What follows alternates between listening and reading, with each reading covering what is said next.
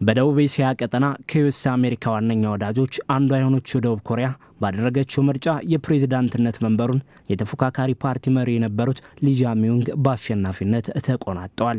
ሀገሪቱ ባለፉት 6 ወራት በፖለቲካዊ ቀውስ ውስጥ ነበረች። የሀገሪቱ የቀድሞ ፕሬዝዳንት ዩን ሱክ ዩል በሀገሪቱ ጸጥታ ላይ የጸረ መንግስት አካላት ከሰሜን ኮሪያ ደጋፊዎች ጋር የመተባበር ስጋት አለ በሚል ለግማሽ ዓመት የቆየ ወታደራዊ ህግን አውጀው የነበረ ቢሆንም አልተሳካላቸውም። ይሁን ቀደም ብሎ ተቃውሞን የመገደብ ህግ አውጪው አካል ላይ አምባገነንነት እየታየባቸው ነው በሚል ወቀሳዎች ሲቀርቡባቸው የነበረ ሲሆን የቀድሞ ፕሬዝዳንቱን ወታደራዊ ህግን የተቃወመ ህዝባዊ አመጽ ከስልጣናቸው ሲያንኮታኩታቸው አሁንም ቢሆን ስልጣንን ያላግባብ የመጠቀም ክሶች አሉባቸው።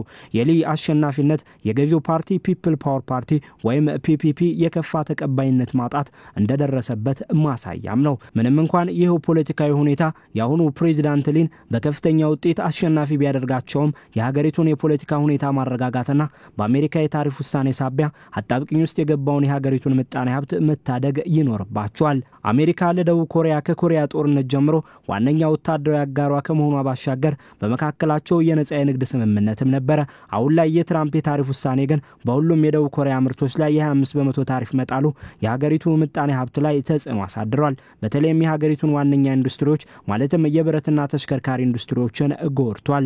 የአሜሪካው ፕሬዝዳንት ዶናልድ ትራምፕ በመጪዎቹ ወራት የሀገሪቱን ምጣኔ ሀብትና ጸጥታ ማቃወስ ብሎም ከሰሜን ኮሪያ ጋር ያላትን ውጥረት ማባባስ ይችላሉ።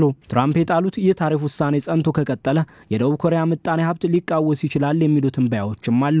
እንደ አሜሪካ የንግድ ቢሮ መረጃ ሁለቱ ሀገራት በ2024 ብቻ የ197.1 ቢሊዮን ዶላር የንግድ ልውውጥ ሲኖራቸው ልውውጣቸው በ66 ቢሊዮን ዶላር ወደ ደቡብ ኮሪያ ያጋደለ ነው። ሀገሪቱን ከምጣኔ ሀብት ቀውስ ለመታደግም አዲሱ ፕሬዝዳንት ከትራምፕ አስተዳደር ጋር መደራደር ይኖርባቸዋል። ከትራምፕ የታሪፍ ውሳኔ ያስቀድሞም ቢሆን በውጭ ንግድ መዳከም የሀገር ውስጥ ፍጆታ መቀነስና በፖለቲካ ቀውስ ሳቢያ የሀገሪቱ ምጣኔ ሀብት የእድገት ማሽቆልቆል ማሳየት ላይ ነበር። ይህንን ማስተካከል የመራጮች ቀዳሚ ፍላጎት መሆኑም ታይቷል። ፕሬዝዳንት ሊ እንዳሉት ከዋነኛ ወዳጃቸው ዩኤስ አሜሪካ ብሎም ጃፓን የሶስትዮሽ ግንኙነትን የማጠናከር ፍላጎት እንዳላቸው በባለ ሲመት ንግግራቸው ጠቁመዋል።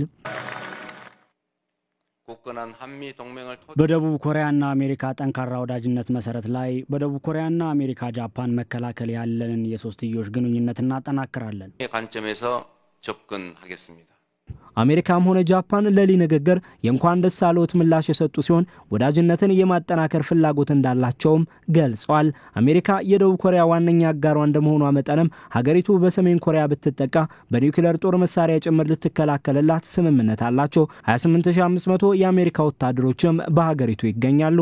የአሜሪካ የጸጥታ ውሳኔም ቢሆን የሰሜን ኮሪያ የጸጥታና ደህንነት ሁኔታ ላይ ተጽዕኖ ላቅ ያለ ነው። የአሜሪካ ውሳኔ በምጣኔ ሀብትም ሆነ በጸጥታና ደህንነት ጉዳዮች የፕሬዝዳንት ሊ ቀጣይ የስልጣን ቆይታ ላይ ተጽዕኖ ጉልህ ነው። የፕሬዝዳንቱ ቀጣይ ዋነኛ ውጫዊ ፈተናዎች ይሆናሉ ተብሎ የተለዩት የትራምፕ ታሪፍ ውሳኔና የሰሜን ኮሪያ ሩሲያ ወታደራዊ ወዳጅነት እያደገ መምጣት ናቸው።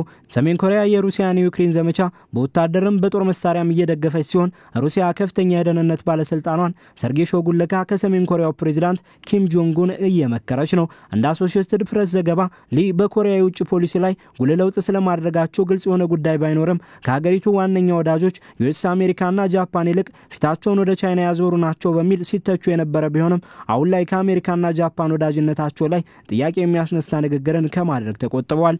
ሆኖም ፕሬዝዳንት ትራምፕ ከሀገሪቱ ጋር ባለው ድርድር ንግድና ጸጥታን አለመለየታቸው ተመላክቷል። ከወር በፊት ዶናልድ ትራምፕ ትረዝ በተሰኘው የማህበራዊ ትስስር ገጽ ከደቡብ ኮሪያ ጋር በመናደርገው የታሪፍ መነሻ ድርድር አሜሪካ ለሀገሪቱ ላደረገችው የረጅም ጊዜ ወታደራዊ ጥበቃ ክፍያ ዙሪያ ተወያይተናል ብለዋል። የማለትም ደቡብ ኮሪያ ከመቼውም ጊዜ በበለጠ ከአሜሪካ ጋር ያላት ወዳጅነት በትራምፕ አስተዳደር አስተማማኝ ወዳለመሆን መምጣቱን ያሳያል። ትራምፕ በኮሪያ ያለውን የአሜሪካ ወታደር ዋጋ ማስላት ከጀመሩ ቢቆዩም የአሜሪካ በኤስያ አህጉር ያላት ቀዳሚ ሆነው ፍላጎት ሰሜን ኮሪያ ደቡብ ኮሪያ እንዳታጠቃ ሳይሆን የቻይናን የኤስያ ፓሲፊክ ቀጠና ወታደራዊ ፍላጎት መገደብ ነው።